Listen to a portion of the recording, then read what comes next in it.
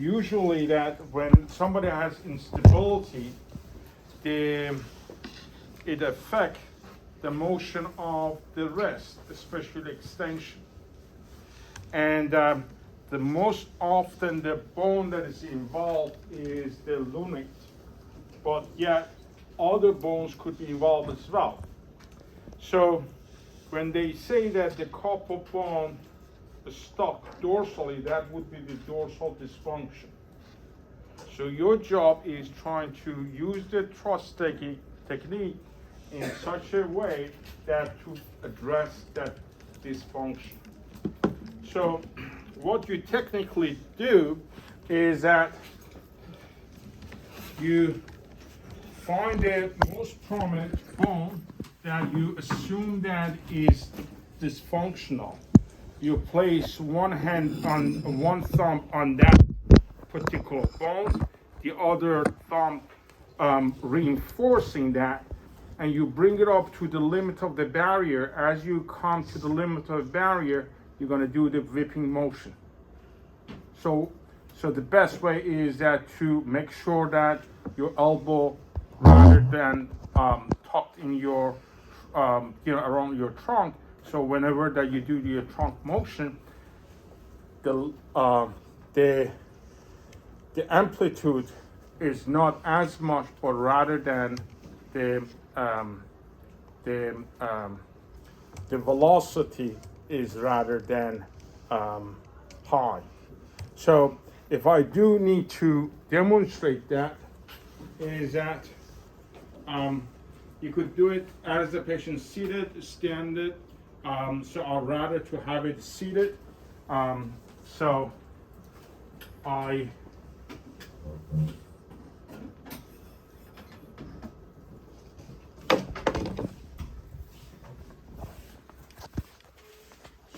find a bone that, rather than dysfunctional, is more prominent posteriorly. I'll put one and I'll put the other thumb to reinforce it. As I got to the limit of the barrier, my elbow tucked in, I just simply do my whipping motion. That could be the thrust technique. Yep, exactly it. So that's the simple technique that could address a lot of stuff. The other thing that I wanted to demonstrate to you is that the muscle energy to address the wrist extension, flexion, radial deviation, and ulnar deviation. When we say the wrist in particular dysfunction, means that it's stuck in that range. So going back to the opposite side is limited. So when we say that patient had a wrist flexion dysfunction, meaning that the patient is stuck in the flexion, limitation is going to be in extension. So what you do need to do is that, so the key in all of that is that to having the right handling technique, that without really moving your hand as much, you ask the patient to contract the muscles and you provide resistance, and then you would be able, once that the patient release that contraction, you would be able to go to the next limit of the barrier. So let's assume she has a wrist flexion dysfunction. I could go up to this much of extension. So I'll put one hand, which is kind of like a golf ball grip, one side, and so as the other side. That's going to be her limit of the dysfunction. So I bring it to the limit of the barrier. Remember, it's a flexion dysfunction. She's going to try to do the wrist flexion, and I would apply the resistance to it. It's not a tug of war. It's just enough that contract the muscle, and then you would be able to go to the next limit of barrier. So I have her to just flex the wrist, hold, hold, hold, hold, hold, about 5 seconds, relax. Then I find the new limit of the barrier. Mm. And remember that it's not going from here to there. It's just very a limited range. So then I'll ask her to do the same. You know, don't let me move your wrist. That's another command that you could use. You're gonna try to bring it to the extension. She's contracting the wrist flexors. Hold, hold, hold, hold. Relax. As she relaxes, it's a post-isometric relaxation technique. You go to the new limit of the barrier.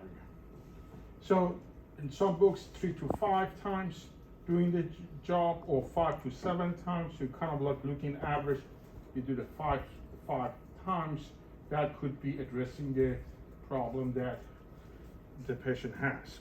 So wrist extension dysfunction.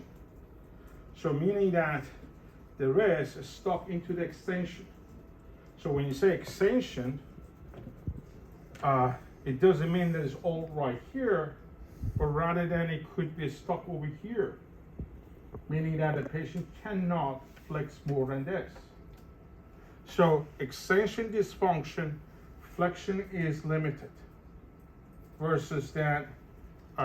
So what you're gonna do, the extension dysfunction, the hand grip is the same.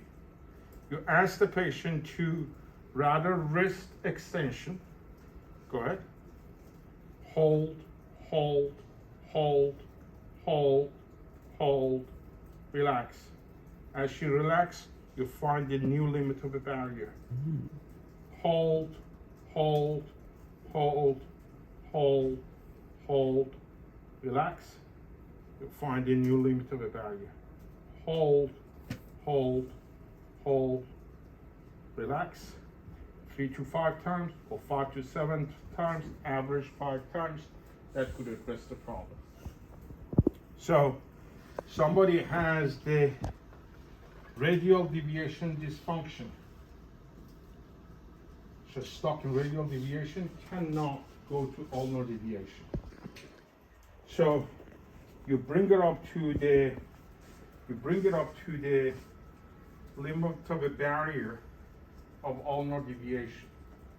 Remember, the handling skill is going to be such a way that if your hand, if it's going to be right here, it doesn't allow you to go to further ulnar deviation.